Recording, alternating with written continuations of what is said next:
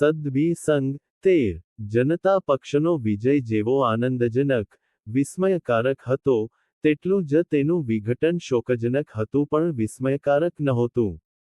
બધા પક્ષોનું વિલીનીકરણ કરવાનું જ્યારે વિચારાયું ત્યારે જ મને લાગેલું કે આ કાંઈ ઉતાવળિયું પગલું છે. પક્ષો રાતોરાત ઊભા થતા નથી. એનો વૃક્ષ જેવો કુદરતી વિકાસ છે. વર્ષો લાગે છે. અનુભવે જેમ વૈચારિક રીતે નિકટતા આવતી જાય તેમ વિલોપનની પ્રક્રિયા સ્વાભાવિક બને છે. આવું ન બને ત્યાં સુધી ગુજરાતમાં થયું હતું તેમ પક્ષોનો સંયુક્ત મોરચો સંસદીય કક્ષાએ કરવો તે હિતાવહ ગણાય. આવા મોરચા આફત વખતે બધે થયા છે. ઇંગ્લેન્ડમાં બીજા વિશ્વયુદ્ધ વખતે એમ થયું જ હતું. એટલી ચર્ચિલનો સંયુક્ત મોરચો હતો જ. રશિયા પર આક્રમણ થતાં સ્ટેલિનનું રશિયા પણ મોરચાનો ભાગ બન્યું હતું. એમાં કશું અસ્વાભાવિક કે ખોટું નથી. પણ જેવી પેલી આફત દૂર થાય એટલે બધા છૂટા પડી જાય, કોઈ વાર સામસામા પણ આવે, આ વ્યવહારુ છે. જ્યાં સર્વ પર આફત હોય ત્યાં ભેગા ન થઈ શકે, એ પક્ષો રાષ્ટ્રીય પક્ષો જ નથી, પણ તે બધાનું કાયમી વિલીનીકરણ કરી નાખવું તે અસ્વાભાવિક પ્રક્રિયા છે. તે ટકતી નથી. હું કહેતો કે બહારવટિયા ત્રાટકે ત્યારે ગામ આખું ભેગું થાય. આગ લાગે ત્યારે સહુ તે આગ બુઝાવવામાં કામે લાગી જાય પણ બહારવટિયા ભાગી જાય, કે આગ ઓલવાઈ જાય તે પછી ગામ ભેગું રહેતું નથી. મને આવું લગતું હોવાથી મેં મોરારજીભાઈને પત્ર લખ્યો. તા. 20 નવેમ્બર 77. કોઈ પણ પક્ષ વૃક્ષની જેમ સજીવ કોષોની રચના છે. તેનું કૃત્રિમ વિસર્જન કે સર્જન થઈ શકતું નથી. કરે તો ટકતું નથી. આ બધા પક્ષો વચ્ચે કોઈ સજીવ કોષો જેવો સંબંધ નથી. પીલું મોદી, શ્રી ચરણસિંહ, શ્રી વાજપેયી, શ્રી અશોક મહેતા, શ્રી ગોરે સમાજરચના વિશે જે વિચારો ધરાવે છે તે સમાન તો નથી, પણ ક્યાંક તો વિરોધી પણ છે. આજે લોકશાહીના રક્ષણ પૂરતા તેઓ સાથે છે. તે વાત સાચીને યોગ્ય છે. પણ નાગરિક સ્વાતંત્ર્યો, મૂળભૂત અધિકારો વગેરે બાબતો સિદ્ધ થયા પછી બધા સાથે રહે તે તર્કસંગત નથી. આથી મોરચો જરૂર હોય, ચૂંટણી સમજણો હોય તે આવશ્યક છે, પણ સંસ્થા કોંગ્રેસ અને બીજા પક્ષોનું વિસર્જન કરી આ નવા પક્ષમાં પણ આવી જાય તો તેથી જૂની સમસ્યા ઉકલે નહીં અને નવી સમસ્યાઓ જૂથબંધીઓની અહમિકાની, સમાજ પરિવર્તન વિશેની, સાધનક્રમની રહે જ 5 વર્ષ પછી બહાર આવે તો મૂળ આધારરૂપ જૂનો પક્ષ તો હોય નહીં. એટલે ન 3ના, નહીં 13ના જેવી સ્થિતિ ઊભી થાય. સંસ્થા કોંગ્રેસ માટે તો આ ખોટાઈનો ધંધો જ થવાનો. તેમની વાતોમાંથી હું સમજ્યો કે આ તેમના હાથની વાત નહોતી. જે થવું તેનો બનતો લાભ લેવો. પણ લાંબુ બન્યું નહીં. તેમાં ચરણસિંહ જગજીવનરામ જેવાની બેફામ, અવિચારી મહત્વાકાંક્ષાઓનો ફાળો હતો તેટલું જ નહીં, મૂળે પક્ષોની વિચારસરણી ભિન્ન ભિન્ન હતી તે પણ હતું. સમાજવાદી ચંદ્રશેખર અને મુક્ત સાહસવાદી પીલું મોદીની છેડાછેડી લાંબી ન ચાલે. અલબત્ત, આટલી ટૂંકી ચાલી તે તો તેમની અણસમજ, ઉતાવળ અને ગેરડહાપણ જ હતું. તેનાથી ભારે નુકસાન થયું. એક સુવર્ણ પળ અભાગી સંધ્યા બની ગઈ તેમાં શંકા નથી. પણ હજુ પણ તે રસ્તો ખેડવાનું આવશે, જ્યાં સુધી 34 કે 38% બહુમતી મળે છે, અને આટલી મતશક્તિ ધરાવતી કોમોને કોમવાદને નામે કે પછાત વર્ગોને નામે આંબા આંબલી બતાવવાની શક્યતા છે ત્યાં સુધી આવા કોઈક સંયુક્ત મોરચા દ્વારા ચૂંટણી લડવાનું કરવું પડશે. અલબત્ત, આ પછીથી તુરત જ બંધારણ સુધારી આવી શક્યતા જ નાબૂદ કરવી પડશે. જે. પી. નું સ્વપ્ન કે દરખાસ્તો આવી શક્યતા નાબૂદ કરવાની હતી. બંધારણ સુધારવાની દરખાસ્તોમાં ઘણા સુધારાને અવકાશ હતો, પણ એનો મૂળ અર્ક આપણી ચૂંટણી પદ્ધતિના સડતું નિવારણ સૂચવવાનો હતો. પ્રસારણનું પ્રતિનિધિત્વ, કે સેકન્ડ બેલેટ કે આનું જ કોઈ મિશ્રણ બંધારણીય સુધારા કરીને અમલી કરવું તે આપણા દેશની લોકશાહીને અસરકારક અને સ્થિર કરવા માટે અનિવાર્ય છે. પણ સત્તાગ્રહણ કર્યા પછી આપણામાંના કેટલાક તો એટલા કાચા નીવડ્યા કે આંદોલનની મૂર્તમાંગ પક્ષપલટો ગેરકાયદેસર ઠરાવવાનું બિલ પણ પસાર ન કરી શક્યા. પણ તે પછી પણ એ તો જોવું જ પડશે કે દેશના સર્વસામાન્ય મૂંઝવતા પ્રશ્નો પર આપણે સંયુક્ત રહ્યા સિવાય છૂટકો નથી. નહીંતર 38%ના 64% પરના શાસન જેવી વિકૃત લોકશાહી નાબૂદ નહીં થાય. બંધારણીય ફેરફાર માટે મોરચો તો જોશે. જનતા સરકાર વખતે જે શિક્ષણ વિચારણા થઈ તેવી અગાઉ કોઈ વખતે થઈ હોવાનું યાદ નથી. મોરારજીભાઈને તો શિક્ષણનો પ્રશ્ન કાળજે હતો જ. એની પહેલી શરૂઆત શ્રીમનુજીએ દિલ્હીમાં રાષ્ટ્રીય પરિષદ બોલાવીને કરી. એમાં ભારતના નામાંકિત શિક્ષાવિદો, ઓના કુલપતિઓ, સરકારી વહીવટકારો હતા. ઘણા વખતે આવું સંમેલન મળ્યું હતું. શ્રીમનુજી ગુજરાતના ગવર્નર હતા ત્યારે પણ આ વિશે અવારનવાર ચર્ચા વિચારણા કરી એક અહેવાલ તૈયાર કર્યો હતો. એટલે પરિષદના આરંભમાં જ તેમણે મને આરંભનું વ્યાખ્યાન સાપી ચર્ચા ખુલ્લી મૂકવા આમંત્રણ આપ્યું. તે સમજાય તેવું હતું, પણ મારી જોડે વાત નહીં થયેલી એટલે આશ્ચર્યજનક હતું. આ વિદ્વમંડળમાં ભાગ્યે જ મને કોઈ ઓળખતા હશે. પ્રમુખ સ્થાને શ્રીમનુજી હતા. એમની જોડે આયોજન પંચના પ્રમુખ લાકડાવાળા, કેન્દ્રના શિક્ષણ મંત્રી શ્રી પી.સી. ચંદર હતા. મને સંકોચ તો થયો, પણ ના હા કરવાનો અવકાશ ન હતો. મેં ભગવાનનું નામ લઈ શિક્ષણ સુધારા માટે મને અનિવાર્ય લાગતી દરખાસ્તો રજૂ કરી. આરંભ મેં એવી રીતે કર્યો કે દરેક સમયને એનો કાળપ્રશ્ન હોય છે, તેનો ઉકેલ કરે તો એ યુગ જીતી જાય. આ સમયનો કાળપ્રશ્ન છે ભણેલાની બેકારી. આમ તો એ આંતરવિરોધી શબ્દ છે. ભણેલા અને વળી બેકારી. અભણ અસજ્જ હોવાથી બેકાર હોય, પણ ભણેલો એટલે સજ્જ, તે કેવી રીતે બેકાર હોઈ શકે? છતાં આપણે ત્યાં બેકારોની લંગાર લાગી છે. તે પ્રમાણપત્રો બાળી નાખે છે. કહે છે પ્રમાણપત્રો નથી જોઈતા, નોકરી આપો. નોકરીઓ નથી. કોઈ પણ સમાજમાં બધા ભણેલાને નોકરી મળે તેવું હોતું જ નથી. ભણેલાને કામ મળે પણ નોકરી જ મળે તે શક્ય નથી, કારણ કે ધોળા કોલરનો મધ્યમવર્ગ અમુક હદથી વધારે સમાજમાં પોષી શકાતો નથી. આ કાળપ્રશ્ન છે. તેનો સમ્યક ઉપાય નહીં શોધીએ તો આ ભણેલા યુવક યુવતીઓ ફેસિસ્ટ થવાના. ફેસિઝમનો સાદો અર્થ છે એક વિશિષ્ટ વર્ગની સામાન્ય વર્ગના ભોગે કાયમી નેતાગીરી કરવાની બળજબરીવાળી વ્યવસ્થા. આનો એક જ ઉપાય છે. નોકરી અને ડિગ્રીની ગાંઠ કાપી નાખવી. બધા ભણનારને કામ કરવાની લાયકાત, સમજ અને વિશ્વાસ આપવા. આનું નામ જ છે બુનિયાદી તાલીમ, અને અમે યથાશક્તિ એવું કરીએ છીએ. આટલું કહી મેં લોકભારતી અને આંબલામાં શું કામ થાય છે, તેના પરિણામો કેવા આવ્યા છે તેનો થોડો ચિતાર આપી આ બધાને કામ કરવાની સમજ, લાયકાત અને વિશ્વાસ આપવાનું મુશ્કેલ કેમ નથી તેની વિગતો આપી. એ પંચોલી સમિતિમાં અમે તૈયાર કરી જ હતી. સમાજના બધા ખેતરો, કારખાના, દુકાનો, બેંકો, ઉદ્યોગ ગૃહો, સાહસો વિદ્યાર્થીની વૃત્તિ મુજબ તાલીમ આપવાના બિનખર્ચાળ સાધનો હતો. સરકાર તેમને કોઈ પણ પ્રકારની અનુકૂળતા આપતી વખતે આવી કરરાહત આપી શકે તેમ હતું જ. અને તે ધંધાઓને પણ આ દ્વારા તેમને જરૂરી માણસો મળી રહે તેમ હતું.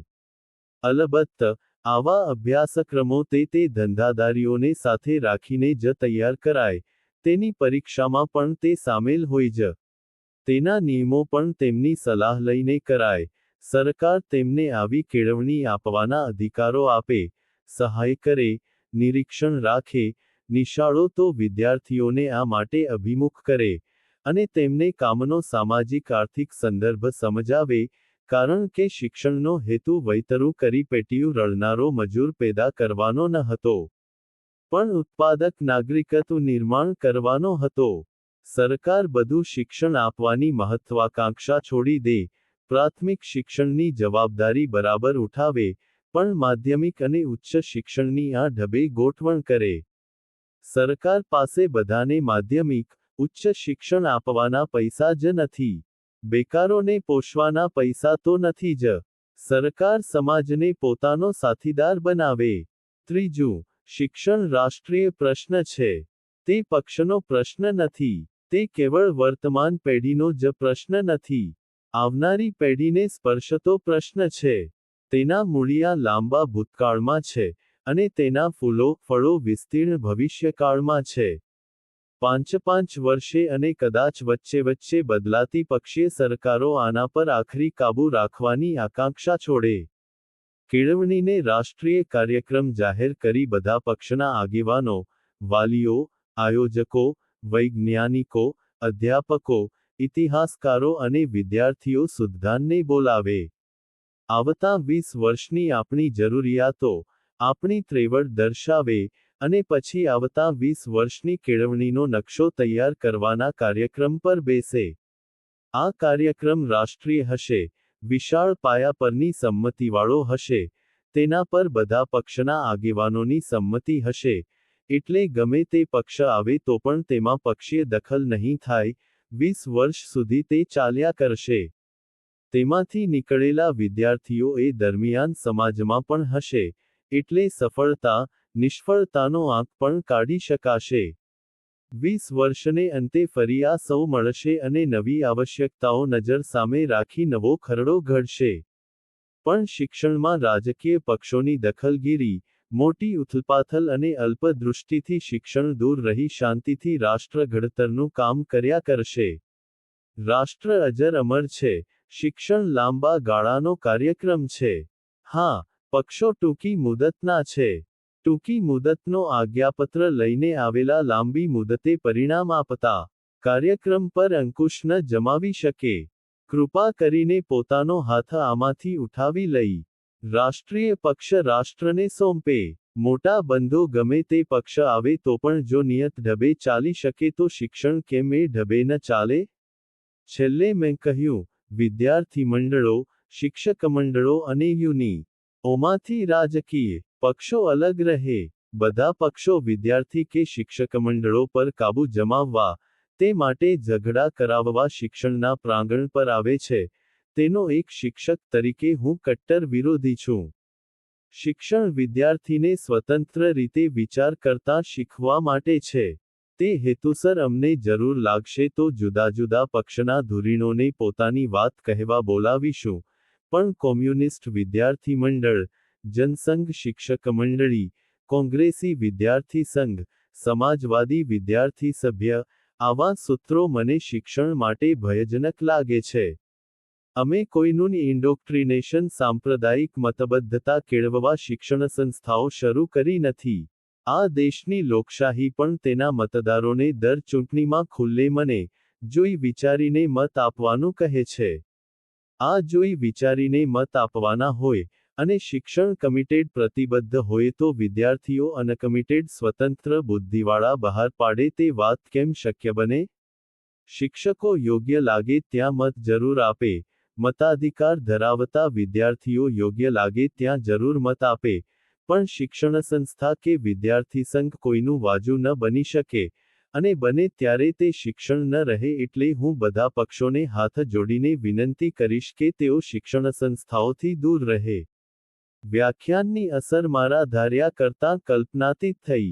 તાળીઓનો ગડગડાટ તો અસામાન્ય હતો જ, પણ વ્યાખ્યાનને અંતે પ્લાનિંગ કમિશનના ભૂતપૂર્વ વયોવૃદ્ધ સભ્ય શ્રી તરલોકસિંહ જેમના ગ્રામ પરિસ્થિતિના આલેખન અને સંભવિત ઉપાયોથી હું વર્ષો પહેલા પ્રભાવિત થયો હતો તે મને મળવા આવ્યા, અને પહેલી જ વાર શિક્ષણનો એક વ્યવહારુ અને સિદ્ધાંતનિષ્ઠ નવો રસ્તો જાણવાનું મળ્યું તેમ કહ્યું. શાંતિનિકેતન, પોંડિચેરી વિશ્વવિદ્યાલયના હાજર પ્રતિનિધિઓ મળ્યા, અને લોકભારતી વિશે વધારે જાણવા ઈચ્છ્યું. આમ, લોકભારતી નું ભારતમાં પદાર્પણ થયું. થોડા વખત પછી શિક્ષણ ખાતાએ પ્રાથમિક અને માધ્યમિક કક્ષાના શિક્ષણને નવો ઘાટ આપવા 2 કમિટીઓ નીમી. એક પહેલી 8 માટે, અને બીજી 8મી 11 માટે. એકના પ્રમુખ શ્રી ઈશ્વરભાઈ પટેલ હતા અને બીજીના શ્રી આદિશેરૈયા. બંને સમિતિઓ અંગે મારે દિલ્હીમાં અવારનવાર જવાનું થયું. તેની ચર્ચાઓમાં મોરારજીભાઈએ પોતાના અનેક કામો વચ્ચે પણ સારો સમય આપ્યો. સભ્યોના કેટલાય પ્રશ્નો પર પોતાના વિચારો દર્શાવ્યા.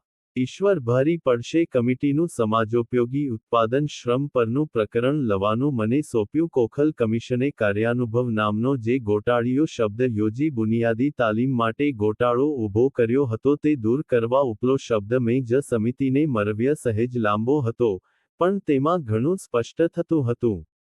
તે બંને સમિતિઓ અંગેમાં હતો. તેઓ બુનિયાદી તાલીમના વિરોધીઓ ન લાગ્યા. હા, તેમને એક ખાતી દેશના ખ્યાતનામ કેળવણીકારો અને વહીવટકારોને મળવાનું થયું તે મોટો.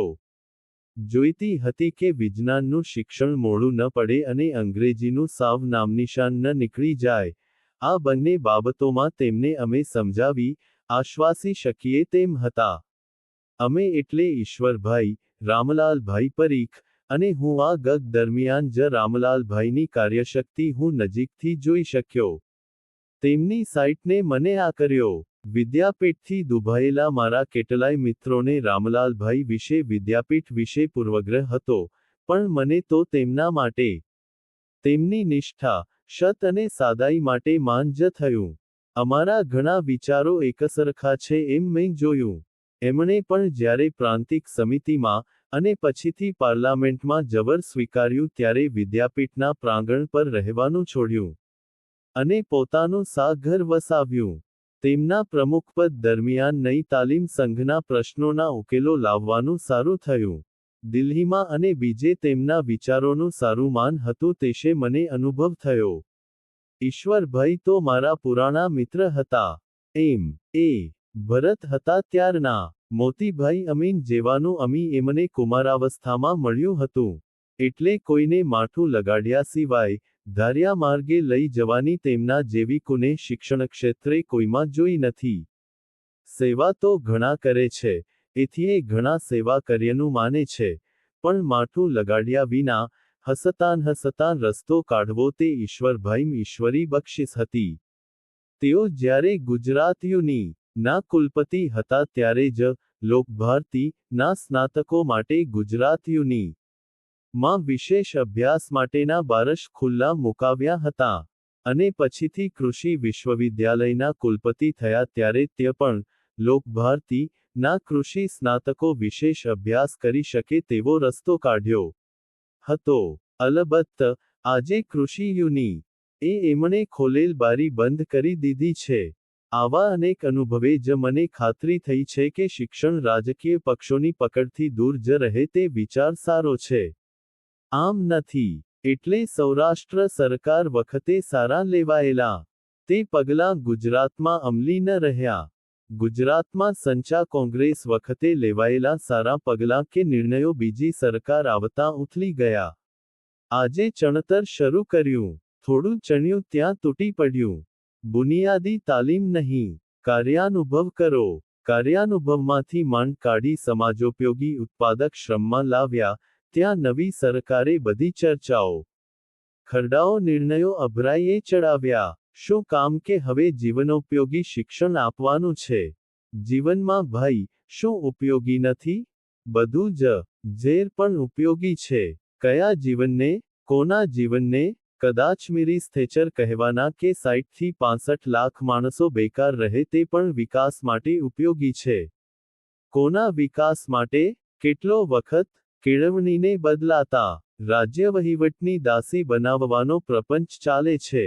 અમારા જૂના જામનગર રાજ્યના સમયમાં પહેલી પોથીમાં પડેલો પાઠ આવો હતો. એક જામ મારા રામ છે.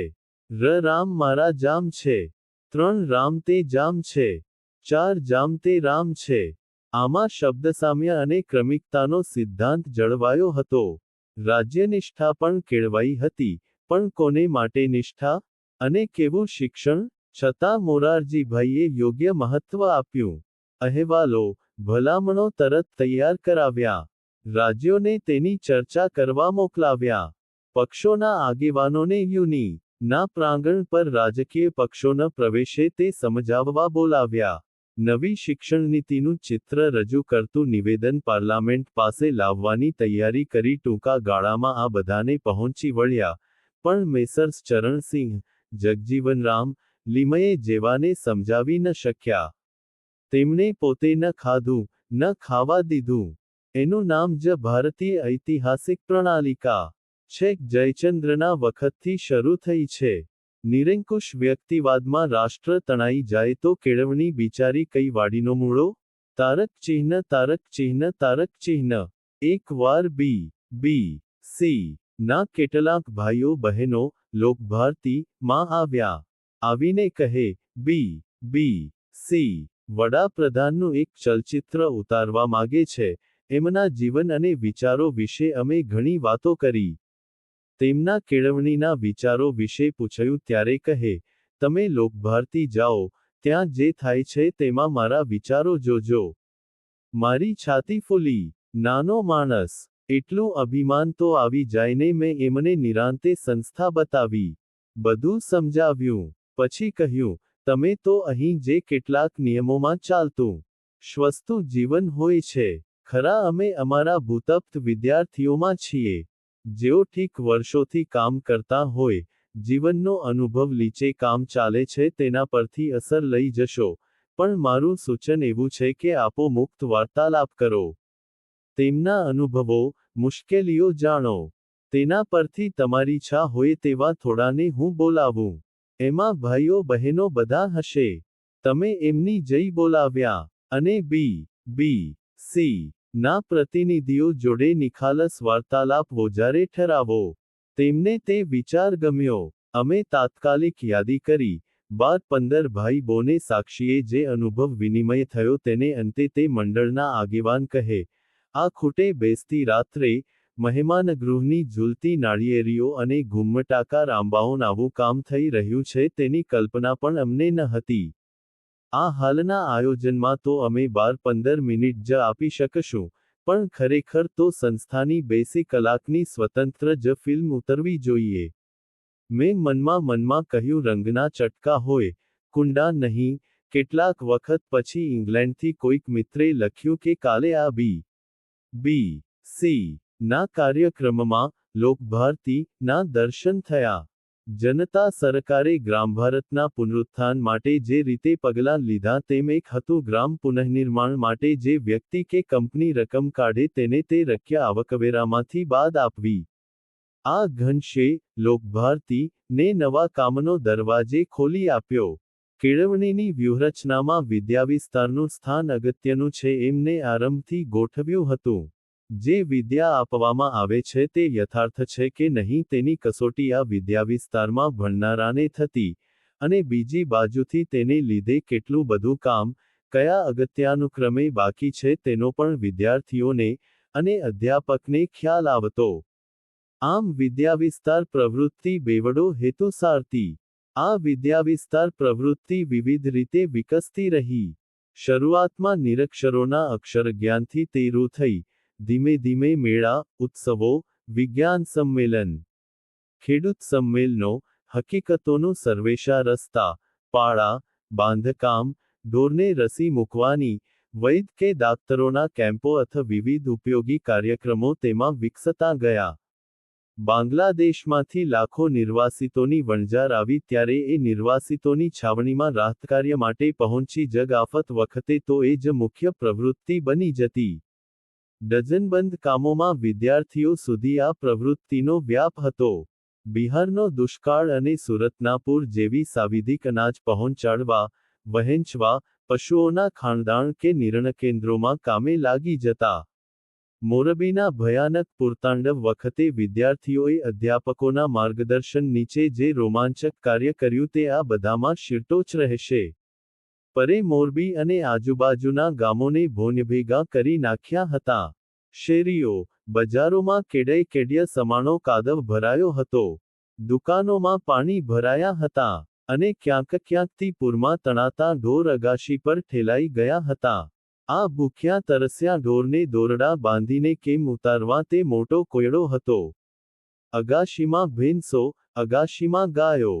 પણ શુક્લભાઈની અનુભવજન્ય વિદ્યાએ તેમને નવીનવી ગાંઠ્યોમાં બાંધી નીચે ઉતાર્યા. ક્રેન તો ત્યાં હોય જ ક્યાંથી? પડી ગયેલા ઘરોમાં ઢોરના શબો ગંધાતા હતા. ક્યાંક માણસોના શબો પણ. શબો ફૂલી ગેગી ગયા હતા. હાથ અડે ત્યાં ચામડી ફાટી જાય. અસહ્ય વાસ. નાક બંધ રખાય નહીં અને ઉબકા આવ્યા વિના રહે નહીં. કોઈ આવા ઢોરને કાઢવા તૈયાર નહીં. આ ફૂલી ગેગી ગયેલા શબોને દોરડા બાંધવા કેમ, અંદર જતાં જ દુર્ગંધથી ચક્કર આવે. ધન્ય છે એ વિદ્યાર્થીઓ અને અધ્યાપકોને, જેમણે દિવસો સુધી આ શબો કાઢ્યા, બાળ્યા. સરકારી અફસરો, સ્વયંસેવક દળો દિંગ થઈ ગયા. લોકભારતીના વિદ્યાર્થીઓની આ હિંમત અને સેવાવૃત્તિ જોઈને મોરબીથી બધા પાછા આવ્યા, તેનું અમે સામૈયું કર્યું. અને સૌના પ્રતિનિધિ તરીકે સાથે ગયેલા રસોઈયા ડાહ્યાભાઈને શાલ ઓઢાડી. ડાહ્યાભાઈ મૂળે રાંધી આપવા ગયેલા, પણ વિદ્યાર્થીઓનું કામ જોઈ તેમાં જોડાયા. રાંધવાની બીજી ગોઠવણ કરી. પાતળી કાઠીના, સુંવાળા ડાહ્યાભાઈએ આ શબોની સદ્ધરતી કરતાં જે સામર્થ્ય બતાવ્યું તે જોઈને વિદ્યાર્થીઓ પણ આફરીન થઈ ગયા. બાંધે તેની તલવાર, અને ગા. વાળે તે અર્જુન. વર્ગની 4 દિવાલો વચ્ચે અપાતું શબ્દશિક્ષણ લાકડાના રાજા જેવું છે. તે આકારમાં હાથી જેવું દેખાય છે, પણ તેના પર સવારી થઈ શકતી નથી. આ વિદ્યાવિસ્તાર વિભાગે એક નવી જ યોજના કરી. દત્તક ખેડૂત યોજના. ગામડામાં અવારનવાર જવાથી પૂરતું કામ થતું નથી. થોડું જરૂર થાય છે. કોઈક એવી યોજના કરવી જોઈએ કે સ્થિર પ્રગતિ થયા કરે. યોજનાની રૂપરેખા એવી કરી કે જે ગામ આમાં જોડાવા ઈચ્છતું હોય તેના નાના ખેડૂતોને પસંદ કરી, તેની જમીનનો પ્રકાર, પાણીની શક્યતા તપાસી ઋતુવાર તેની ખેતીનું આયોજન કરી આપવું. તે આયોજન મુજબ તેને બિયારણ, ખાતર, જંતુનાશક દવાઓ વગેરે પૂરા પાડવા. દર અઠવાડિયે તેના પાકની હાલત તપાસી, ઘટતી સલાહ આપવી. આ માટે જોઈતી નાણાકીય મદદ આપવી. આ નાણાંનું વ્યાજ ન લેવું. પાક આવે તેનું વેચાણ સંસ્થાને વચ્ચે રાખીને કરે. અને સંસ્થા તેમાંથી તેમને આપેલી રકમ વાળી લે. વળી નવા પાક વખતે આપે. આમ 4 વર્ષ સુધી કરવું.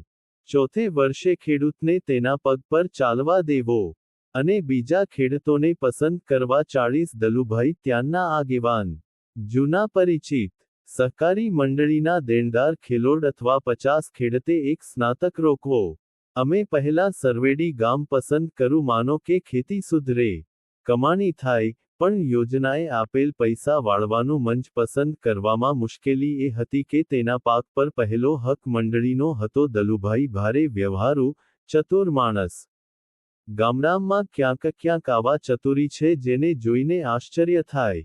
દલુભાઈ એવા ચતરોમાંના એક. તે સમજ્યા કે જે આવક વધી તો વહેલેમોડે પૈસા ભરશે. મંડળી તો નવા પૈસા કે માર્ગદર્શન આપી શકે તેમ હતું જ નહીં. તેની મર્યાદા આવી ગઈ હતી. યોજના પૈસા આપે, માર્ગદર્શન આપે તો પેલો દેણદાર ખેડૂત કમાતો થાય, અને કમાતો થાય તો કાનિક ભરતો થાય. ભલે પહેલો હક યોજનાનો રહે. તેમ ગોઠવ્યું અમે પણ તેની વધારાની આવકમાંથી દેણું પણ ભરાતું જાય તેમ ગોઠવ્યું. પૈસા રોકડા તો આપવાના હતા જ નહીં, બધી જરૂરિયાતો વસ્તુના 5 રૂપિયામાં જ આપવાની હતો. 4 વર્ષને અંતે બધા ખેડૂતો દેવામુક્ત થયા. એક સિવાય બધાએ પોતાની રકમો યોજનાને પાછી આપી દીધી હતી. ખેડૂતોની આવક 4 વર્ષમાં 60-75% વધી હતી. પછી શું કામ દેવું ભરી વ્યાજમુક્ત ન થાય? શ્રી સુરજીતસિંહ બરનાલા તે વખતે કૃષિમંત્રી. કોઈક પ્રસંગે તેમને અમે નિમંત્ર્યા. મોરારજીભાઈએ પણ તેમને લોકભારતી જોવા જવા ઉત્તેજન આપ્યું. તેમને યોજના અને પ્રગતિની વાત કરી ત્યારે પહેલા તો માને જ નહીં. આટલો વિકાસદર ક્યારે છે નહીં. મી. પંચોળી, તમારી કાનિક ભૂલ થતી હશે. મેં તેમને કહ્યું, આપ જાતે જ બધા આંકડા જોઈ શકશો. ઝીણવટથી તેમણે ખાસ્સો અડધો કલાક યોજનાની પ્રગતિના આંકડા તપાસવામાં ગાળ્યો. હસીને કહે, તમે ભારે કામ કર્યું છે. વિદ્યાર્થીઓને સંબોધન કરતાં કહે, હું દેશ પરદેશની ઘણી યુનિવર્સિટીઓમાં ફર્યો છું, પણ તમારા જેટલી સાદાઈ અને ખંત કોઈ જગ્યાએ જોયા નથી. આની સફળતાના મૂળમાં લલ્લુભાઈ, બારડોલી પાસેના એક નાનકડા રૂચ ગામના. મૂળે શિક્ષક. ગાંધી રંગે રંગાયેલા એટલે 30ની લડત વખતે લડતમાં ભાગ લેવા આફ્રિકાથી નોકરી છોડી દેશમાં આવ્યા. અને પછી નાનકડું કારખાનું લીધું. ક્યાં શિક્ષકનો વાચા પ્રધાન, વાચા આધારિત વ્યવસાય અને ક્યાં લોઢા ટીપવાના? પણ હાડે ખેડૂત, ખેતરમાં કમરતોડ કામ કિશોર વયે કરેલું, એટલે પરિશ્રમથી હારે નહીં. ગરીબ મા બાપનું સંતાન એટલે સાદાઈ હાડમાં ધીમે ધીમે ધંધો જમાવ્યો. દવા છાંટવાના પંપનો ઉદ્યોગ અમેરિકન સ્પ્રિંગ્સ, દેશ પરદેશમાં એમના પંપોએ નામના મેળવી. હજારો કારીગરો, પરદેશીઓને ટક્કર મારે તેવું આયોજન વ્યવસ્થા શક્તિના ભંડાર, પણ સાદાઈ તો એ જ રહી જે ગાંધીની આબોહવાએ શીખવેલી. હોસ્પિટલો, કેળવણીમાં લાખોના દાન દીધા, પણ ક્યાંય નામ નહીં. દાતા તરીકે ઉલટા શરમાઈ પાછળ રહે. આપણે આગળ બેસવા વિનંતી કરવી પડે. ગામડાનું, ખેડૂતનું, ખેતીનું હિત તેમને હૈયે વળગેલું. તેને જે અપાય તે સાચું.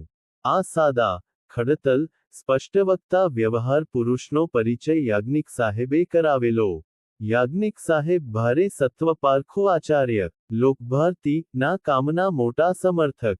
તેમની વાત વળી આગળ કરશું, પણ તેમણે મને લલ્લુભાઈની ઓળખાણ કરાવી, અને તેઓ આ ખેડૂત દત્તક યોજનાના સાચા આધાર બન્યા. તેમણે વળી ગોલ્ડન ટોબેકોવાળા સજ્જન ચત્રભુજભાઈનો, પાર્લે બિસ્કિટવાળા નરોત્તમભાઈનો, વિઠ્ઠલભાઈ અમીનનો પરિચય કરાવ્યો. ત્રણે સજ્જનો સફળ, દાન આપવામાં પાછું વાળીને ન જુએ. ક્યાંય નામ નોંધાવાની ઈચ્છા જ નહીં. ત્રણેના પગ પાસે લક્ષ્મી અળોટે, પણ તેનો સદુપયોગ થાય તેવું જ ચિંતવે. વાપરે સૌની રીતે, પણ લુભાઈ તેમના આગેવાન. તેઓ સૂચવે ત્યાં અને તેટલું રકઝક કર્યા વગર આપે.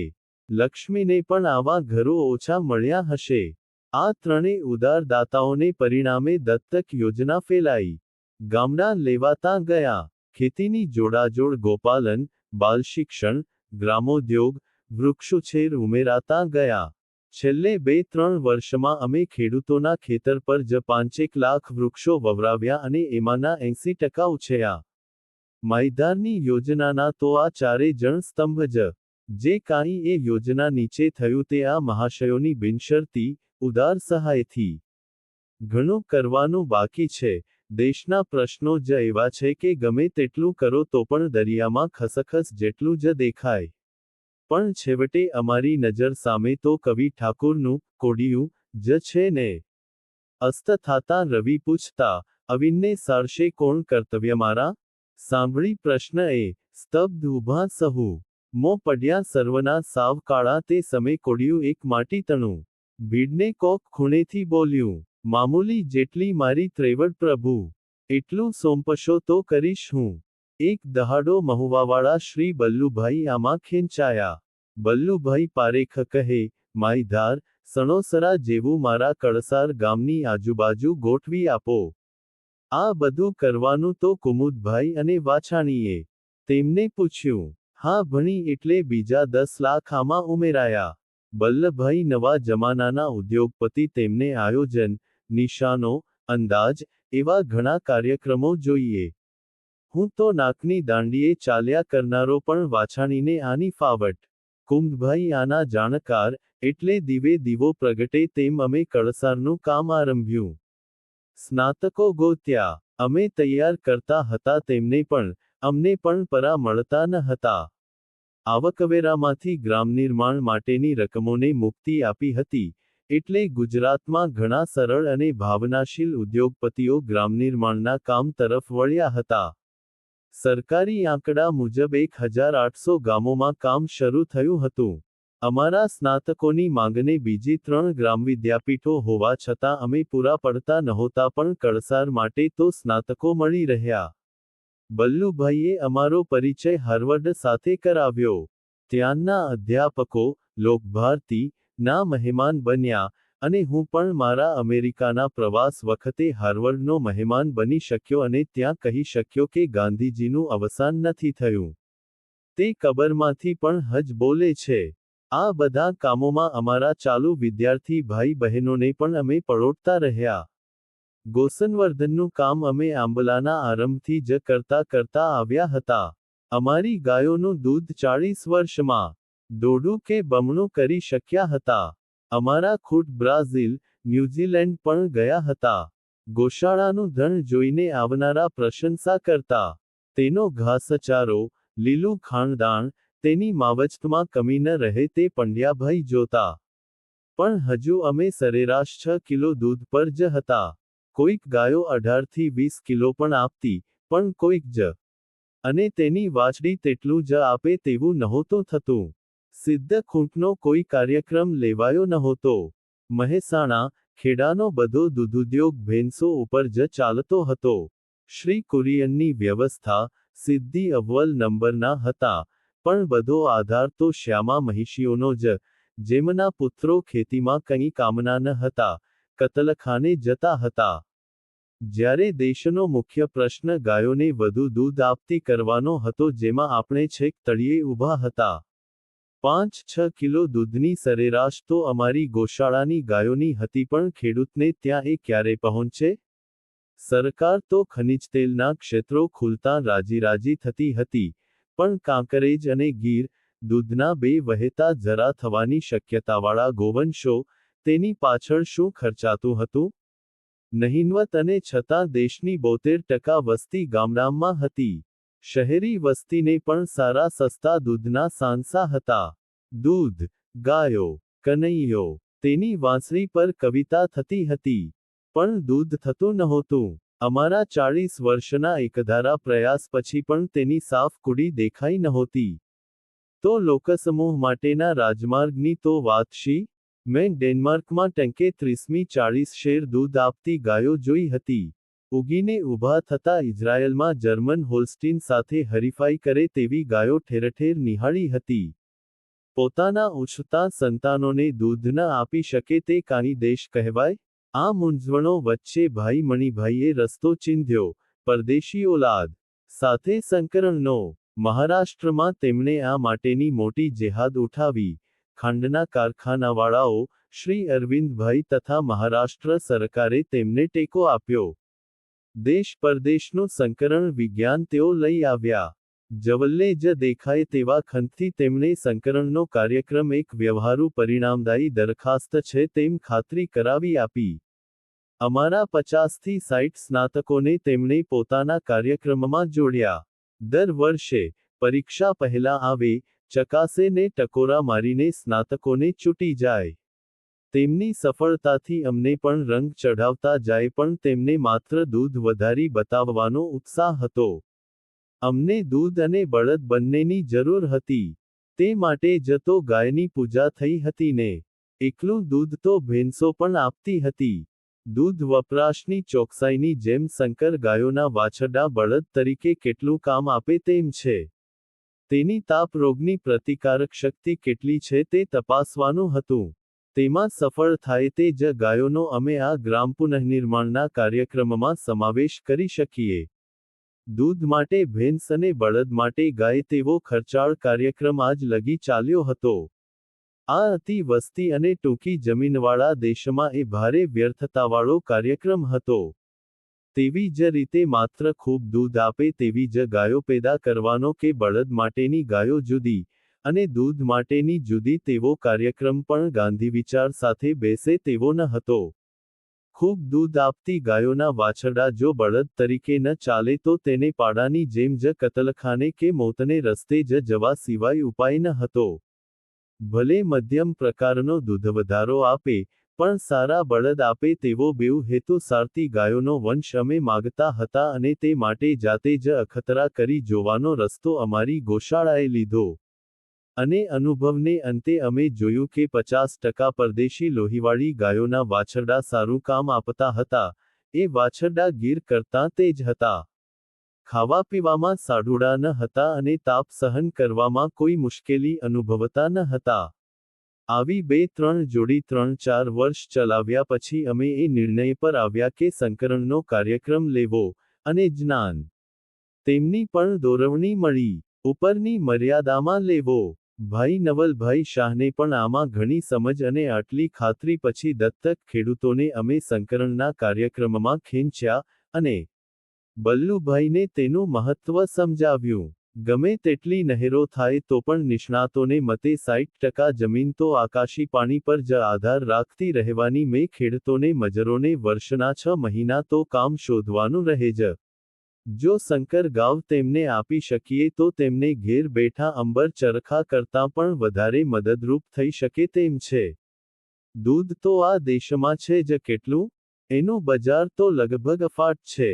એટલે જો શંકર ગાય આપવાનો વૈજ્ઞાનિક અને વ્યવસ્થિત કાર્યક્રમ અમે પ્રાયોગિક રીતે સફળ કરી શકીએ તો ગાંધીજીના સ્વાવલંબી સમાજની દિશામાં છેલ્લામાં છેલ્લા માણસને પણ દૂધ ઉત્પાદનમાં પગભર કરી શકીએ. ગાયોનું ખર્ચ કાઢતા માત્ર 5-6 શેર દૂધ તે બજારમાં મૂકી શકે તો પણ મહિને દહાડે રૂ. 300 થી 400 કમાવાનું સરળ છે. આયોજન પંચ તો આ અલ્પશક્તિ કે સમજવાળાને રોજના 2 રૂપિયા આપવાની ખાતરી કઈ દિવસે આપી શકે તેમ છે? બલ્લુભાઈ પાયામાં રેશનલ બુદ્ધિયુક્ત નિષ્ઠ માણસ. એમને વાત બેસી ગઈ, અને કહી દીધું કે, આપણે આગળ વધીએ. 1978માં લોકભારતીને 25 વર્ષ પૂરા થતા હતા. ગ્રામદક્ષિણામૂર્તિને 41 વર્ષ નાનાભાઈએ સંસ્થા સ્થાપી, પણ એ ફંડ પર નભે એ વાતને તંદુરસ્ત ગણેલી નહીં. જોકે તેમને મળેલ થેલીની રકમ સ્થાયી ફંડની જેમ રાખેલી. પણ રકમ સંસ્થાની જવાબદારીઓના પ્રમાણમાં નહિવત હતી.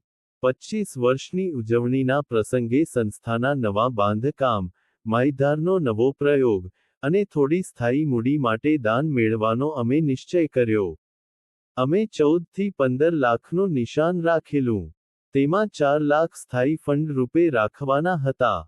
તેનું કારણ એ હતું કે ખેતીની કમાણી અમને સારા વર્ષમાં 2 થી 2.5 લાખ થતી. પણ જ્યારે વર્ષ નિષ્ફળ જાય ત્યારે એટલી ખોટને પહોંચી વળવું મુશ્કેલ થતું. અને દર 4 વર્ષે એકાદ દુકાળ તો આવે તેવો અનુભવ હતો. એટલે આવા સંકટ સમયની સાંકળ તરીકે આ 4-5 લાખની રકમ રાખી મૂકવાનું અયોગ્ય ન લાગ્યું. સરકાર અમને ચાલુ ગ્રાન્ટ આપે, પણ ખેતીમાં ખોટ જાય તો સહેજે ન આપે. સંસ્થાઓને ગ્રાન્ટ આપવાની ચર્ચાઓ થઈ ત્યારે સરકારે એ સંસ્થાની ખેતીની આવક બાદ કરીને ગ્રાન્ટ અપાય તેવી દરખાસ્ત કરેલી.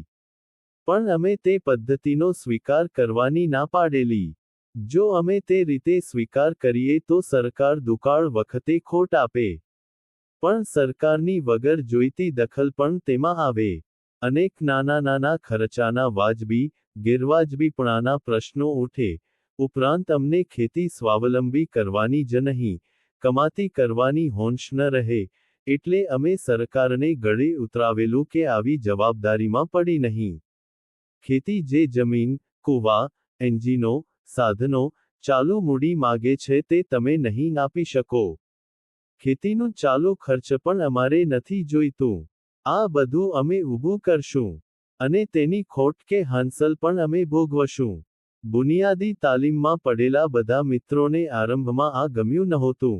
પણ ધીમે ધીમે સમજ્યા કે તેમાં સંસ્થાના પગભર વિકાસ માટે અને પાયાના સ્વાતંત્ર્ય માટે વધારે તકો હતી. આંબલા સણોસરાના આટલા વર્ષના અનુભવે એમ કહી શકાય કે આવતીકાલે સરકારી ગ્રાન્ટ મદદ બંધ થાય તો પણ સંસ્થાઓ બંધ ન થાય. નાના સ્વરૂપમાં પણ નિષ્ઠાવાન કાર્યકરોની મદદથી ખેતીની આવકના ભરોસે તે ચાલ્યા કરે. 25મી ઉજવણી વખતે અમે કોડિયુનના 2 દળદાર અંકો ગુજરાતને આપી શક્યા. જેમાં કાર્યકર્તાઓ, વિદ્યાર્થીઓના લખાણો વિગતે સંગ્રહાયા છે. એ વખતનું સૌથી મહત્વનું પ્રકાશન જેઓ લાંબા વખતથી કામ કરતા હોય તેવા વિદ્યાર્થીઓના અનુભવો ઝાડના પારખા એના ફળ પરથી એ પુસ્તિકાઓમાં સંગ્રહાયા તે થયું. દાન મેળવવામાં અમે ધાર્યા કરતાંય સફળ થયા. અમારા ખેડૂતમિત્રો અને વિદ્યાર્થીઓ પાસેથી અમે 2 લાખ મેળવવા ધારતા હતા તે તો અમે મેળવી શક્યા. પણ કુલ્લે ધારેલા દાનનો આંકડો પણ અમે વળોટી ગયા. વાડીભાઈ આમાં તેમની હંમેશની તત્પરતાથી મદદરૂપ થયા. અરવિંદભાઈ, તાતા જેવી માતબર પેઢીઓમાંથી તેમણે સારી રકમ અપાવી. પણ આ બધા દાનોમાં સૌથી પવિત્ર અને સૌથી વિલક્ષણ દાન આચાર્ય અમૃતલાલભાઈ યાજ્ઞિકનું હતું.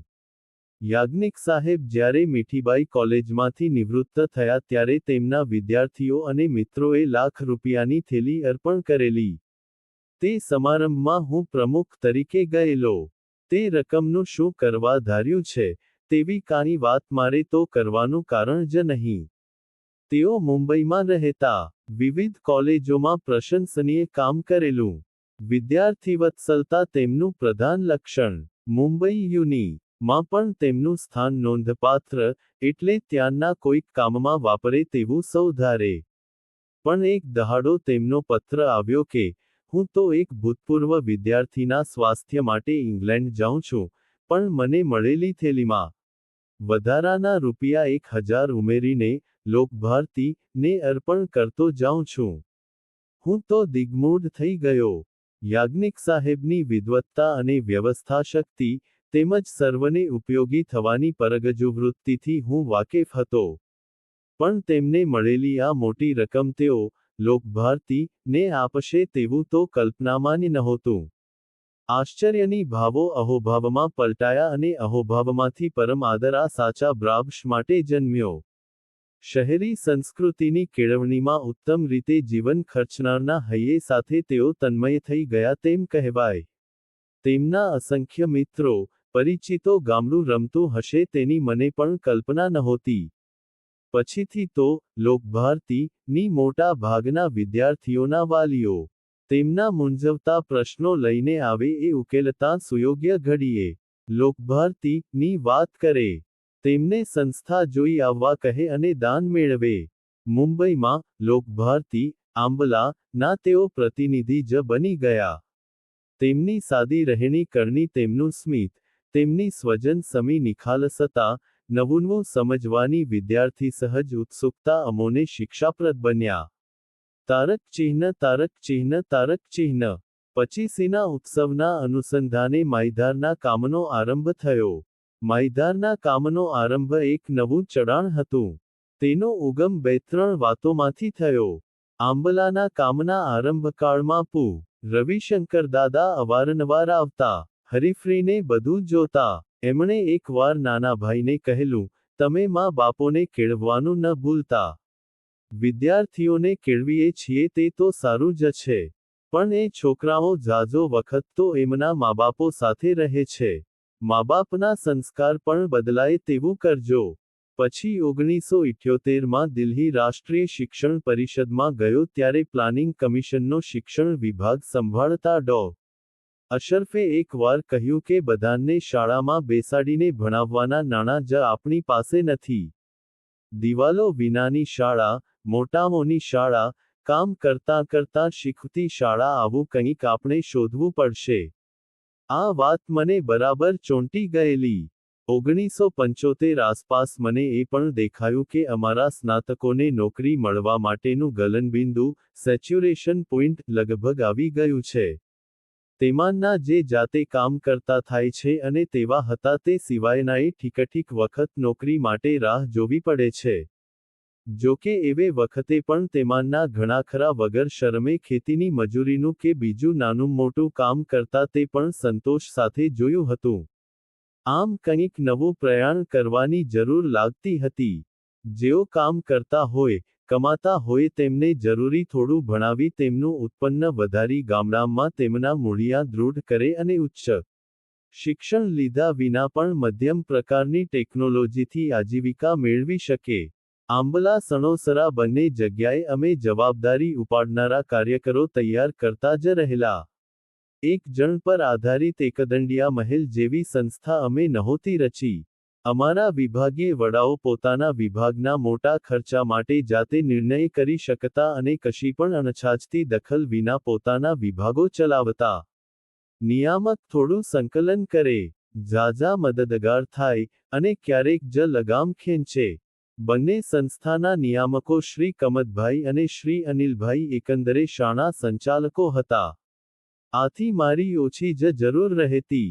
આથી મેં રાષ્ટ્રીય શિક્ષણ પરિષદમાંથી આવીને આ વિચાર પર મંથન કર્યું. એ વખતે શ્રી નવલભાઈ શાહ શિક્ષણ મંત્રી હતા. તેઓ મૂળે વિજ્ઞાનના વિદ્યાર્થી, ગાંધી રંગે રંગાયેલા, પણ ઘણા ગાંધીવાદીઓ જેમ વિજ્ઞાનને ભૌતિક સંસ્કૃતિનું પ્રતીક ગણાવી બાજુએ મૂકે છે તેવું તેમનું નહીં. એમનું રચના કાર્ય ચોક્કસ, સંશોધિત અને નવું. શિક્ષણ મંત્રી તરીકે પણ તેઓ એકંદરે સફળ રહ્યા. તેમની જોડે પણ આ મુદ્દો ચર્ચો. તેઓ સંમત થયા અને રાજ્ય તેમાં મદદ કરશે તેવું કહ્યું. માયધાર એટલે કે માતૃધારામાં સંસ્થાની જમીન હતી. ત્યાં શેત્રુંજી નદીની નહેર હતી. આથી જ અમે એ જમીનો લીધેલી. એકાદ કાર્યકર પણ ત્યાં રહેતો, પણ કોઈ નોંધપાત્ર ઉપજ આવતી નહીં. ટ્રસ્ટ પાસે આ પણ પ્રશ્ન હતો. નવા અખતરાના પાયાના લક્ષણો આ હતા: 1. ટૂંકા ગાળાના વર્ગો. 2. એ માટે આર્થિક કે સામાજિક જીવનમાં ઊભા થયેલા પ્રશ્નોની આજુબાજુનો અભ્યાસક્રમ. 3. તે માટેની મધ્યમસરની ટેકનોલોજીની શોધ અને તેનું શિક્ષણ. હવે ગામડાના આર્થિક પ્રશ્નોમાં ખેતી ગોપાલન તો આવે જ, પણ બીજે ક્યાંક બીજી જમીનો લઈએ અને નવું મૂડીરોકાણ કરીએ તે કરતાં માયધાર શું ખોટું? સંસ્થાની ખેતી પર ધ્યાન રહે અને પ્રયોગ પણ થાય. મને તે વખતે 65 વર્ષ તો થવા આવ્યા હતા. વળી હું સાવ પગ વાળીને પલાંઠી મારીને બેસી જાઉં તેવી તો મારા જાહેરજીવનના સંબંધો જોતા મારી સ્થિતિ ન હતી. એટલે થોડામાં સમજી જાય, મારી ગેરહાજરીમાં પણ દોર ચૂક્યા વિના ચલાવે એવા સાથીદારો જોઈએ. આમાં સરકાર કંઈ 100% મદદ કરવાની ન હતી. બીજા લાભો પણ મળવાના ન હતા. કંઈક અંધારામાં કૂદકો મારવાનો હતો, છતાં હું એકલો ન પડી ગયો. શ્રી અનિલભાઈ, શ્રી ઝાલાવાડિયા, શ્રી રણછોડદાસજી અને પછીથી યશવંતરાય અને નરેન્દ્ર દેવ આવ્યા. મકાનો, કૂવા, પાઇપલાઇન, શિક્ષણ સાધનો એવું બધું શ્રી લલ્લુભાઈ, શ્રી ચત્રભુજભાઈ, શ્રી નરોત્તમભાઈ જેવાની શુભ લાગણીથી મળી ગયું. બધાની લાગણી શિવાસ્તે પંથાન જેવી રહી. માયધાર તો નાનકડું ગામ, 600 થી 700 માણસોની વસ્તી. મોટા ભાગના આહેરો, નવા ચેંચાળા, ફેલફિતોર હજી અહીં પેઠેલા નહીં. એકંદરે શાંત ચીલે ચાલ્યો જતો સમાજ. અમને સારો જવાબ મળ્યો. સારો એટલે આરંભના આંબલા જેમ અમને અવગણ્યા કે તિરસ્કાર્યા નહીં. ઉત્સુકતાથી જોયા. થોડું સાથે ચાય અહીં પણ એ જ સમાજ હતો જે અમે આરંભકાળે આંબલામાં જોવી હતી. જવાનિયાનો એક વર્ગ શરૂ કર્યો. તેમાં બાજુના શેવાળિયાના જુવાનો આવેલા. શેવાળિયા ચારણોનું ગામ. ભાંગીને ભૂક્કો થઈ ગયેલું ગામ. મહેનતની ટેવ નહીં અને મિથ્યાભિમાન ખાસ્સું. પહેલે દિવસે બપોરે આ જુવાનો કહે, અમે છે, જઈને જમી આવીએ. મેં કહ્યું, કેમ? અહીં સૌ માટે રાંધેલું જ છે. તમને લાગે તો અલગ બેસજો. તેઓ કહે, પણ અમારાથી અહીંનું ન ખવાય, અહીં પાણીએ ન પીવાય. મેં નવાઈથી પૂછ્યું, કેમ, એવું કેમ? અમારે માયધાર સાથે અપૈયા છે. શાના અપૈયા છે, એ તો અમને ખબર નથી. અમાસ વડવાઓ સાથે કંઈક મારામારી થયેલી એમ સાંભળ્યું છે. કેટલા વરસ પહેલા? ખબર નથી પણ 50 વરસ થયા હશે. અરે, મારા ભાઈ, આ તો વરસે પહેલાની વાત થઈ. અત્યારના માયધારવાળા સાથે તો તમારે કંઈ વાત નથી ને? ના, પણ અમારાથી અહીંનું પાણીએ ન પીવાય. અપૈયા છે. અમે કેવડું ગંજાવર કઠણ કામ માથે લીધું છે તેની મને ઝાંખી થઈ. 1975ની સાલમાં આ છોકરાઓને હું અનાજના નવા સંકરણો સમજાવું તે પૂરતું ન હતું. સવાલ એમના મનના સંકરણનો હતો. તેઓ તો ગયા. તેમના વાલીઓને લેતા આવ્યા. તેમને પણ ખબર ન હતી કે અપૈયા શેમાંથી થયા. હાલ્યું આવતું હતું. ઘણી માથાકૂટ કરી, સમજાવ્યા. છેલ્લે ગળે ઉતાર્યું કે સંસ્થામાં જમાય, પાણી પીવાય તેથી અપૈયા ને વાંધો ન આવે.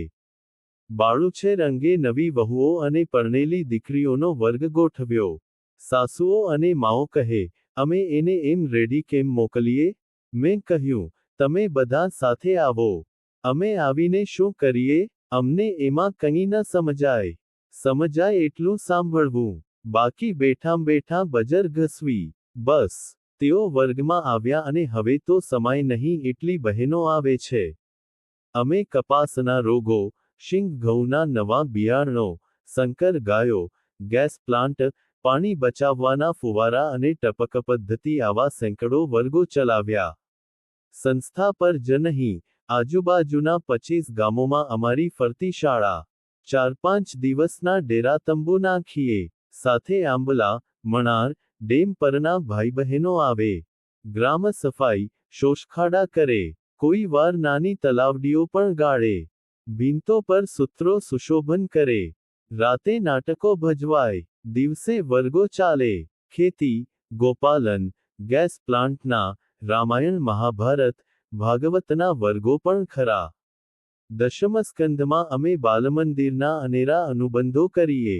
સાંભળીને હોનશીલી બહેનો નાહી ધોઈ બાળકોને ન મારવાના વ્રતો પણ લે. ગામની સહકારી મંડળીઓ અને પંચાયતમાં રાજકીય પક્ષોને ભેગા ન ભેળવવા પુનઃ સમજાવીએ. ત્યાં જો પક્ષોની આગ પેઠી તો એ કામ પાટે નહીં ચડે. કમસે કમ રાજકીય પક્ષોનું ત્યાં કામ નથી. મોટી ચૂંટણીઓ વખતે જેને જે પક્ષને મત દેવો હોય તે ભલે દે. 5 દિવસ તે વખતે ધૂળ ભલે ઉડે. પણ સહકાર અને પંચાયતોમાં પક્ષો નહીં, પક્ષાપક્ષી નહીં. ત્યાં સૌનું કામ થાય. અસ્પૃશ્યો પણ આ સૌમાં આવી જ જાય. જોકે હવે આમે અસ્પૃશ્યતા ઠીકઠીક ઘટી છે. માયધારમાં હરિજનોના ઘર ગામમાં જ છે. ગામનો જ એક ભાગ. ખેતપેદાશના ભાવો વાજબી મળે તે પણ અમારી ફરતી શાળાનો મુખ્ય વિષય. મોંઘવારીની બધાને ભીંસ હોય પણ શેને લીધે આ મોંઘવારી છે એ તો કોઈ જાણતું નથી. શિક્ષણ એ ત્રીજી આંખ છે. તેણે પડળ પાછળની દુનિયા પણ દેખાડવી જોઈએ. એટલે ફુગાવો, સરકારી ખર્ચાનો ડુંગર, વહેમ અને કુસંપની ખીણ બધું બતાવીએ. પ્રદર્શનો, ફિલ્મો, સ્લાઇડો દેખાડીએ અને પ્રવાસ પણ કરાવીએ. સીઈંગ ઇઝ બલિવિંગ એ સૂત્ર આ પ્રકારના શિક્ષણમાં 100% સાચું છે. એટલે પ્રવાસો પણ આ શિક્ષણનો ભાગ બન્યા. મહેસાણામાં શંકર ગાયોના ટોળા જાતે જ જુએ, ઉપજ ખર્ચ સમજે, પછી શંકર ગાયો માગે અને વસાવે. માયધારના જેઠાભાઈએ હોલ્સ્ટીન લોહીવાળી ગાય વસાવી. ટંકે અધમણ દૂધ આપે. એ જોઈને શંકર ગાયોની માગ વધી. એમની પાસે એ ગાયની વાછરડી 8,000એ માગી પણ ન આપી. આવી 4 ગાયો હોય તો એની 2 વાછરડી જ 15,000 રડાવે. ખેતીમાં આટલું વળતર નથી. એવું જ ગેસ પ્લાન્ટનું પહેલાં તો જાજરૂનો ગેસ વાપરવાથી ગભરાય, સુગાય, એટલે શરૂમાં એવી વાત ન કરીએ. છાણના ગેસનો વાદળી પ્રકાશ જોઈને ઘરની બાઈઓ હસુહસુ થઈ રહે. આંખો બળે નહીં, ચૂલો ફૂંકવાનો નહીં, અને મુંબઈની શેઠાણી જેવો ગેસ ઘેર બેઠા મળે. ભાઈ, આમ ગેસની માગ ચાલી. ચીતુ મહેદી પહોંચી ન વળે. પછી સાથે જાજરૂ ગોઠવ્યું. જયવંતસિંહે ડિસ્ટ્રિક્ટ કોઓપરેટિવ બેંક વતી તેમાં મદદની જાહેરાત કરી. ગ્રામ આરોગ્ય માટે જાજરૂ જરૂરી ગણ્યું. જાજરૂનું કામ પણ ચાલ્યું. સિમેન્ટના ડોમવાળા ગેસ પ્લાન્ટ એટલે એમાં જગ્યાનો સવાલ નહીં. બહેનો પોતે જ છાણ ડોવે, ચકલી ફેરવી પાણી કાઢી નાખે. બહેનો જ બધું ચલાવે. આ શિક્ષણ નહીં તો બીજું શું? ધુમાડા વિનાના ચૂલા ઘણા કર્યા, પણ એમાં અમને ધારી સફળતા મળી ન કહેવાય. અમે આનંદવર્ધક મંડળો સંસ્કાર મનોરંજન માટે કર્યા. ટેલિવિઝન સેટ, VCRના પૈસા પણ મળ્યા. આ મંડળોએ ફિલ્મો, ગીતોની કેસેટો મંગાવવાનું કર્યું. ફી નહીં લેવાની. જોનારા ગમે એટલું દાન આપે. રામાનંદ સાગરનું રામાયણ જોયું. અલબત્ત, કોઈએ પૂછ્યું નહીં કે વાલીને પૂંછડી છે તો તેની પત્ની તારાને કેમ નથી? આપણો સમાજ મોટે ભાગે નિરાનંદ, ઉદાસી અને બળતરીઓ છે. એમાં નિર્દોષ કે વીર કરુણ રસના આનંદ આપનારા કાર્યક્રમો ગંગાજળ દર જન્માષ્ટમીએ કોઈ એકાદ ગામ અમને આમંત્રણ આપે અને 3 કે 4 જેવા છે. આવા સાંસ્કૃતિક કાર્યક્રમોમાં સૌથી શિરટોચ કાર્યક્રમ લોકોત્સવનો દિવસ શ્રીકૃષ્ણનો જન્મોત્સવ અમે ઉજવીએ. વિદ્યાર્થીનીઓ તો હોય જ. તેઓ ગોપીઓ જેમ ગામ વાળે, શણગારે. સવારે પ્રભાતિયા કે પ્રભાત સંગીતની સુરાવલીઓથી ગામની શેરીઓને ઉભરાવી દે. દિવસભર શાળામાં, મંદિરમાં, પંચાયતઘરમાં કે સહકારી મંડળીમાં કંઈક ને કંઈક કાર્યક્રમ ચાલતો રહે. ક્યાંક શ્રીકૃષ્ણના જીવનનું પ્રદર્શન હોય, ક્યાંક તે જ અવસર માટેના ગીતોની પ્રેક્ટિસ ચાલતી હોય. રાતે કાં તો ભજનો હોય કે નાટકો હોય, જેમાં પરિત્રાણ હોય, રવિ ઠાકુરનું ગાંધારી આવેદન હોય, કર્ણ કુંતી હોય, કોઈક વાર ટોલ્સ્ટોયનું મૂરખરાજ કે વિશ્વંભર હોય. બપોરે કે સવારે ભાગવત રસપાન થાય. પણ અમારું ભાગવત પણ થોડું જુદું. દશમસ્કંધને બાળ કેળવણીની માર્ગદર્શિકા ગણાવીને બહેનો યશોદા યશ આપનારી બને એમ સમજાવીએ. કૃષ્ણ મહાન લોકસંગ્રહકાર, અન્યાયનો હાડોહાડ સામનો કરનાર, સર્વકાળે સર્વ ભક્તોના રક્ષણહાર તરીકે મૂર્તિમંત થાય. તેમાં દ્રૌપદીથી માંડીને ટીટોડી સુધીના બધા સમાય. સુદામા ચરિત્ર તો હોંશે હોંશે ગાઈએ. બીજો પ્રેમાનંદ ક્યાં થયો છે? જળકમળ પણ ગવાય. ઉમાશંકરનું કર્ણ કૃષ્ણ કાવ્ય પણ વચમાં પ્રવેશે. કોઈને થાય કે રવિ ઠાકોર, ઉમાશંકર કે પરિત્રાણને ગ્રામજનો સમજે ખરા? રાતની એ 2-3 હજારની મેદની કશાય ઘોંઘાટ વિના 2-2.5 કલાક બધું જુએ એટલે કંઈક તો સમજતા હશે જ. એ પ્રાચીન કથારસ જે તેમના પૂર્વજોના કાનમાં સિંચાયા કર્યો છે તેમાં વિસ્મય રસ અને ભક્તિ રસની જોડાજોડ થોડો અપરસ પણ ભળ્યો હશે, પણ એકંદરે તેમનો કથારસ પણ અહોભાવ અને ભક્તિપ્રાયણતા અનુભવતો આવ્યો છે. તેમને માટે આ કથા કે તેના નાટકો નવી કે અટપટી માહિતી નથી. કેટલાક પાત્રો તો તેમના જીવનના રાહબર બન્યા છે.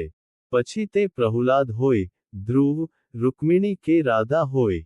આથી તેમને આ અઘરા નાટકો કે કાવ્યોમાં નવું સ્નાન કરવું રૂચ્યું હોય છે. તેમને નવા અર્થો કે અર્થછાયાઓ પરાઈ લાગી નથી એમ અમે અનુભવ્યું છે. અનેક દેવો અને મહાપુરુષો વચ્ચે એક શ્રીકૃષ્ણ જ લોકનાયકપદને શોભાવે છે. રામ, મહાવીર, બુદ્ધ જેવા બીજા સૌ યથાસ્થાને શોભે છે. પણ લોકનાયક તો શ્રીકૃષ્ણ જ. લોકોના આર્તત્રાણ, તે પાંચાલી હોય કે નરકાસુર, કે પછી જરાસંધના કારાગારમાં પુરાયેલા નિર્દોષ સ્ત્રી પુરુષો હોય. વળી આ લોકનાયકત્વનો તેમને લગીરે ભાર નથી. એટલે તેઓ આનંદ પુરુષ છે. તેથી અમારો આ લોકોત્સવ અમે આનંદોત્સવ બનાવ્યો છે. છેલ્લે દિવસે શ્રીકૃષ્ણની મનોહર મૂર્તિની શોભાયાત્રા નીકળે. પાલખી સૌ ઉપાડે, શેરીએ શેરીએ ઊભી રાખે, બોલાવે ત્યાં ઘરોમાં પણ ભગવાનની પધરામણી થાય, શક્તિ મુજબ સૌ અર્પણ કરે. આગળ ભજન મંડળી, પાછળ ગોપીજનોની મંડળી. ગામ આખું આનંદને હેલારે ચડે.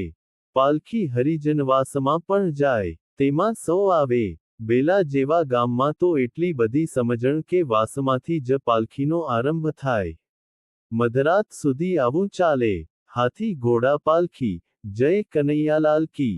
આભ ગાજી ઉઠે. બીજે દિવસે પાલખીમાં ભગવાનને નિવેદિત થયેલી રકમ જાહેર થાય. ગામના આગેવાનો નવી ટીપ કરે અને એ રકમ અમે બાલમંદિર બાંધવામાં આપીએ. બાલમંદિર બાલવાડી બંધાય તે અમારા લોકોત્સવનું આમંત્રણ. સ્વીકારવાની શરત. બાળકૃષ્ણની આથી ચડિયાતી ભક્તિ શી હોઈ શકે? તારક ચિહ્ન તારક ચિહ્ન તારક ચિહ્ન. માયધારના પ્રયોગમાં અમે ધાર્યું હતું તે બધું નથી થયું. ઉંમરલાયક ગામલોકોને સંસ્થામાં આવીને છાત્રાવાસમાં રહેવાનું નથી ગમતું. પણ એમને ગામે અમે જઈએ તે ગમે છે. અમે ગામડાની ખેતીને મદદરૂપ ઉદ્યોગનું શિક્ષણ આપવું તેમ ધારેલું, પણ ગોપાલન સિવાયનો બીજો ઉદ્યોગ હાથ આવ્યો નથી. હીરાઉદ્યોગને ફેલાવવાની ઈચ્છા છે ખરી. વર્કશોપ અમે શરૂ કરી, પણ એમાં તાલીમ લેવા બહુ લોકો આવતા નથી. આમ કંઈક નથી પણ થયું. પણ એકંદરે વર્ગો, ટૂંકા ગાળાના વર્ગો, પ્રવાસો, આનંદવર્ધક મંડળો, સારા ખેતી બિયારણોનો પ્રવેશ, સંકર ગાય, ગેસ પ્લાન્ટ, આવા કામ થયા છે. એક કારણ એવું પણ લાગે છે કે અમારામાં કોઈ ટેકનિકલ, મિકેનિકલ ભેજું નથી. આ કામમાં મારા બે હાથ, જમણા અને ડાબા તે અનિલ અને રવાડો ડામલ ઉદ્યોગો જોઈએ જ. ડેનમાર્ક જેવા સમૃદ્ધ દેશમાં પણ મેં જોયેલું કે ખેડૂત ગોપાલસ ગામડામાં કેવળ ખેતી પર હવે નહીં નભાય. જમીનો છે જ નહીં તેની ડુક્કર ઉછેર, મુરઘામ પાલન, મધમાખી ઉછેર ચાર ઉદ્યોગો સાથે કરે છે. ઉદ્યોગોના પ્રયોગો કરવાનું મગજ અનિલનું. અમારું તો વાટકીનું શિરામણ, આ રાંક દેશની રાંક ખેતી કોઈ ઉદ્યોગની સહાય વિના ચાલે જ કેમી અને થાય? છતાં ગેસ પ્લાન્ટ, ગોપાલન વિષયક થયું. રણછોડરાયજી અમારા સૌથી જૂના વિદ્યાર્થીઓમાંના. આપમેળે બી.એ. એડ. એમ.એ. થયા. પણ તેમના 10 આંગણામાંથી કળા નીતરે. ગામાને ઉકરડા મટાડવા હોય તો કળા તો જોઈએ જ. શાળા, ચોરો, પંચાયત, બજાર બધે કળા ટપકવી જોઈએ. દાસજીએ આ કર્યું. મીઠગળ, હલકદાર ભજને કંઠ અને કહેણી બંને. અમારા ટૂંકા વર્ગોમાં રસ જાળવવાનું શ્રેય એમને જારા બેઉને ભરોસે હોડી તરે છે. જોઈએ છીએ ક્યારે બંદરે પહોંચાય છે. પણ આ નવા જ્ઞાનના નકશામાં નવી ટેકનોલોજીનો પણ સમાવેશ અમે કર્યો શું?